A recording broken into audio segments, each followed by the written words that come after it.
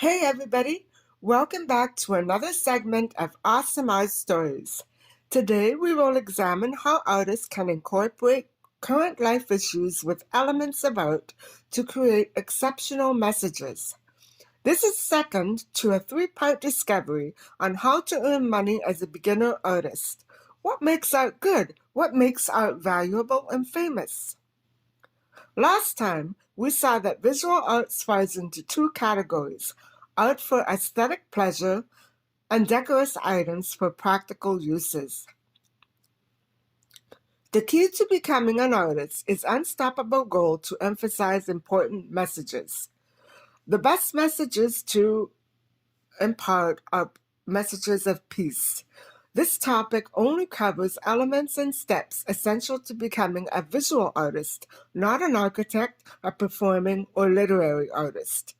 Two categories of art belong to 5 fine art disciplines: painting, sculpture, architecture, music, and poetry, alongside the performing arts, including theater and dance.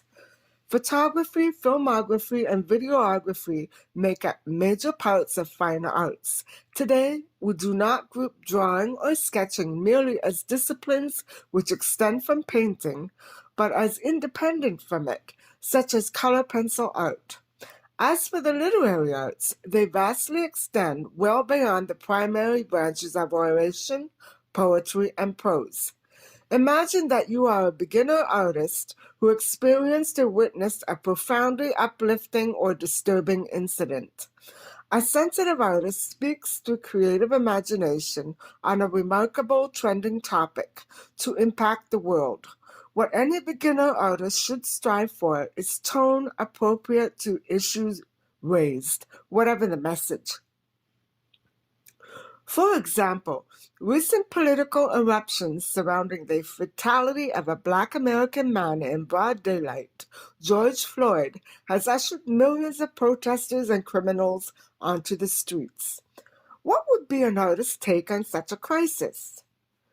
Messages delivered with creative skill, empathy, and sensitivity profoundly impact imperfect societies. If you are a beginner artist rocked by sensational stories surrounding the late George Floyd, clearly express your ideas through creative channels. Now, we understand the vital link between art and social political revolution. Who are some revolutionary artists who made profound impacts on society and transformed artistic styles and social attitudes? The most trending revolutionary movements of these times are attributed to artists who represent various issues. Feminists who respond to similar threats Americans recently underwent are the Guerrilla Girls, an anonymous New York group who exposes racial and gender discrimination via cultural jamming in posters, books, and billboards. The Guerrilla Girls appear publicly wearing face coverings. However, these coverings leave little to the spectator's imagination. This group promotes fact and data collection for protest art over identity. For example, at the 2002 Oscars, the Guerrilla Girls protested white male dominance with a billboard which claimed the anatomically correct Oscar. It displayed a gender-neutral rather than a male-figured statue. These feminists protested the traditional sensationalization and exploitation of the feminine figure in art. In addition to social political revolution, technology also transforms art and what we appreciate about its message. The French neoclassic style, a style that features the decorous attributes of classical antiquity, ruled visual arts before 1850, but faded after photography developed. The trends that invaded this scene were Romanticism, which stresses individuality, emotion, and the past, and Impressionism. Impressionism emphasizes sensory perception and imitates the intensities of light, color, and shadow. Innovations led to further revolution in modern art theory. Dedication transformed the artistic world of the past. French chemist Michel Eugene Chevreul (1786 to 1889) and German theorist von Goethe (1749 to 1832) both revolutionized color concepts and made a permanent impact on visual artists, especially impressionistic painters. In Theory of Colors, 1810, von Goethe claims that color originates from exchanges between light and darkness through mediation of an artistic medium. Chevreul argues for a simultaneous contrast in Law of Contrast and Color, 1839. Here, colors influence one another when juxtaposed, reflect complementary colors on each other. Chevreul also emphasizes accurate light portrayal for realism. Italian Renaissance artist Giampaolo Lomazzo, 1538 to 1592, in Trattato dell'arte della pittura, scultura e architettura, 1584, and Idea del Tempio della Pittura, 1590, introduced individual judgment in artistic creation. The humoral theory related the humors to red, white, black, and yellow. Lomazzo theorized that paint's characteristics ran parallel to four medieval temperaments of human personality: sanguine, social; aggression, anger; melancholic, depression; and phlegmatic, illness.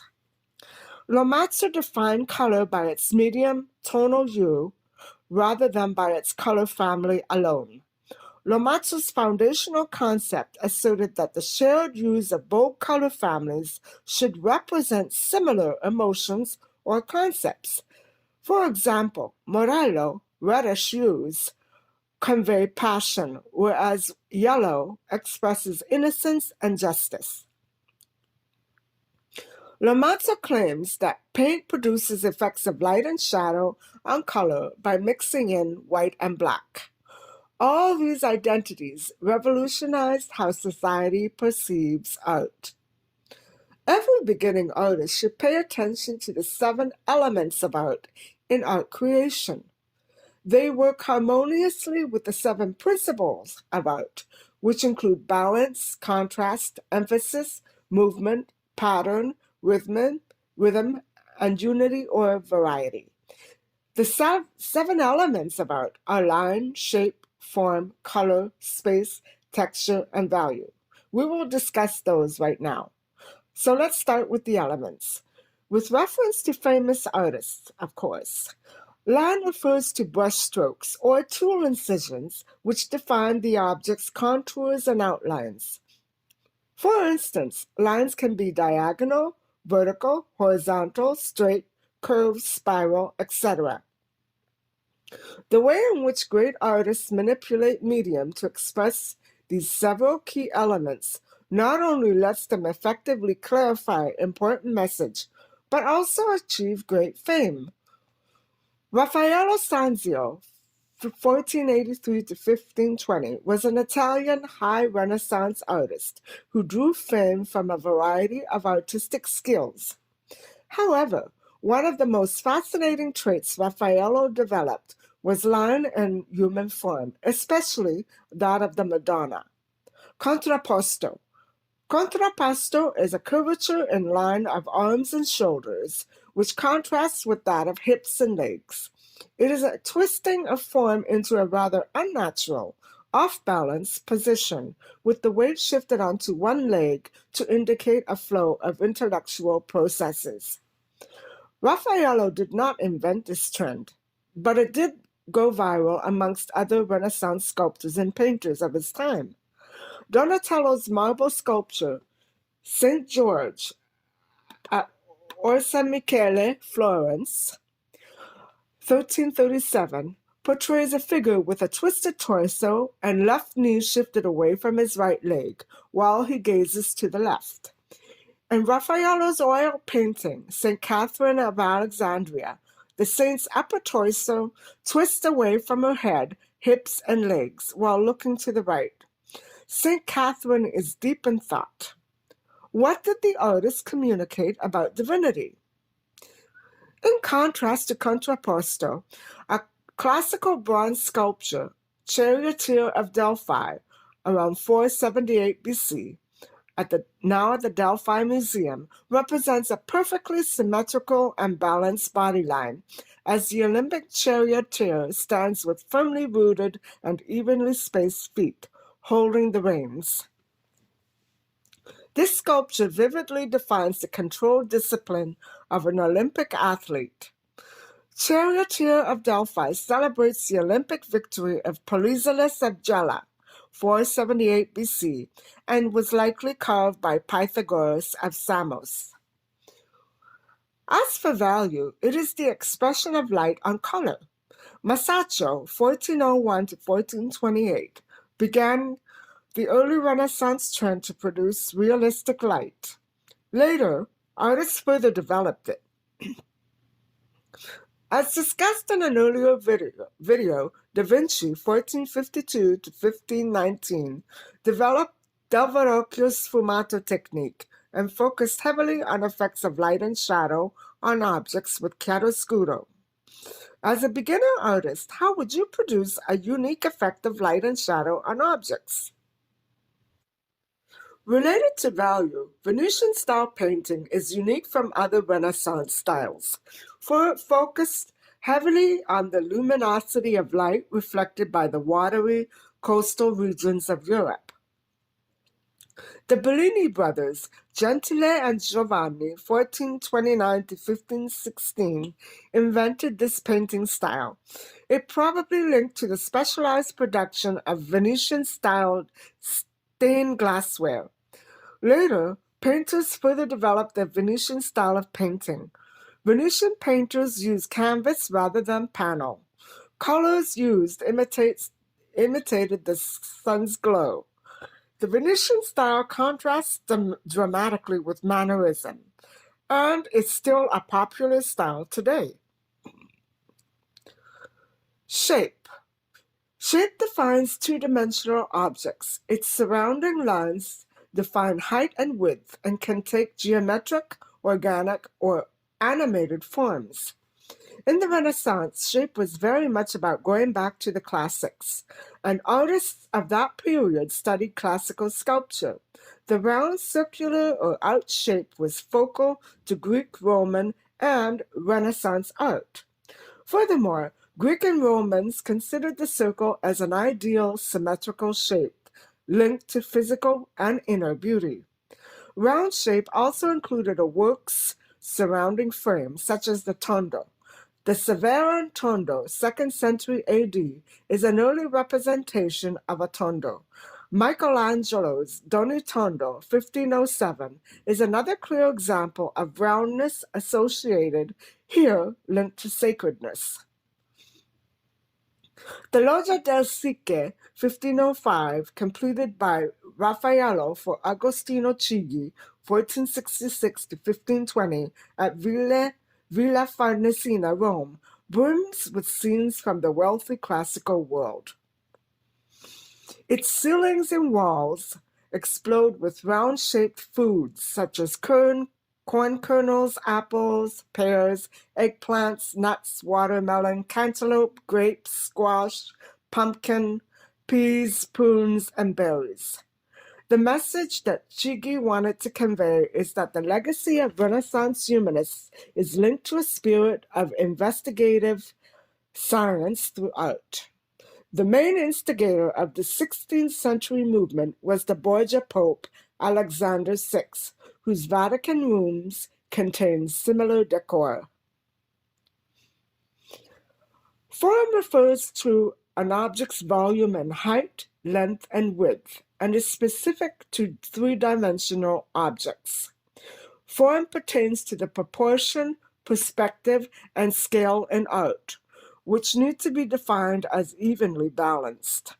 Fine examples of form in Renaissance sculpture are the Florence Baptistry doors by Ghiberti and Pisano. The panel containing the story of Joseph accurately defines the folds of the robes, and depth between the architraves and inner spaces expresses deep shadowing. Each human figure is of a varied height from one another. U defines color, the effect of light and shadow on its shade. Intensity, weak or vibrant color. Value, pale versus dark tones. The Mannerist child portraitist, Sophonisba Anguissa, 1532 to 1625, manipulated a variety of mediums in transforming traditional portraiture. Anguissa's vivid tones of crimson, orange, and yellow express domesticity and innocence, whereas earthy and green or blue colors suggest Cremona's surrounding landscapes, as in the chess game 1555, now at the National Museum, Poznan. However, in her slightly later work, Self-Portrait, 1556, Lanket Museum, Poland, Anguissa poses for a selfie in subdued dark colors. The only light spots on the canvas are the ruffles around her neck and wrists and the Madonna and Jesus in the painting. What did color say in this self-portrait? Later in life, male artists criticized Anguissa's choice of color in early works, as it deemed them effeminate and weak. This was a social-political attack on gender and the portraiture genre itself. Perspective of objects in relation to one another defines positive space as well as negative space in an area that lacks objects. Light, form, and space jointly work to create a realistic construction of perspective. In terms of light and perspective, it seems the Bellinis were masters at inventing new painting techniques during the Renaissance. Closely related to the Bellinis, Andrea Mantegna, 1431 to 1506, established a unique method of creating optical illusions, foreshortening, in his work. Examples of the technique are evident in the painting The Lamentation over the Dead Christ, 1480, Tempera on Canvas, Pinoteca di Brera, Milan. The foreshortened perspective does not emphasize the grief of the mourners, but the supine dead Christ. Mantegna also mastered the illusion of depth in Camera degli Sposi, bedroom of Ludovico Gonzaga III, 1412 to 1478, at the Decco Palace, Milan. Trompe-l'oeil is a forced perspective that adds realism to create an illusion that objects exist in three dimensions. Forced perspective is a comparable illusion in architecture. Quadratura refers to a visual spatial effect that creates illusion of three-dimensionality on a flat two-dimensional surface above the viewer. Texture involves specific characteristics of an object's surface: bumpy, smooth, wrinkled, layered, feathered, etc. Texture paste and painting knives create the illusion of texture in paint. Impasto is an Italian oil painting technique devised to produce a thickly layered representation of texture on canvas or a panel, and specifically used to add realistic form and texture to objects. The term impasto derives from the Italian word knead, impastare, and requires a slow process of drying.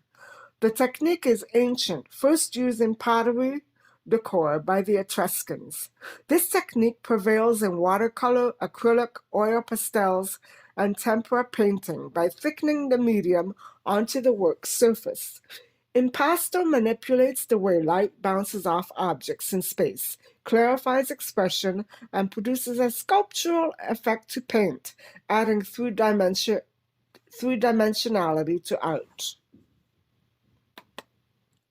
The Venetian oil painter Tiziano Vecellai Titian, 1488 to 1576, revolutionized this ancient technique to effectively illustrate creases in textile, draperies, and jeweled stones. This was achieved by extending the typical Renaissance range of shades from ultramarine, vermilion, lead-tin yellow, ochre, azurite to include the rarer reddish-orange pigments of realgar and orpiment. Dutch painters Rembrandt (1606 to 1669) and Vincent van Gogh (1853 to 1890) extensively used the impasto technique in their oil works to produce texture. Impasto produces similar effects in Baroque and Impressionist styles and simulates movement. Note how Rembrandt produced the effects of wrinkled eyes with impasto in his self-portrait? In sculpture, plastic art, flat, point, tooth, and rondel chisels, hammers, rasps, and grinders manipulate shape and texture on various types of stone and wood to produce realistic point work. The blue-tone Carrara marble existed since prehistory and is quarried in Carrara, Tuscany. Other uniquely toned marbles include brown stup from the Czech Republic, Galala and alabaster from Egypt, Giallo Antico from Algeria, and Norwegian rose from Norway. If you are a beginner artist in 2020, it is time to express the dire need for social political change.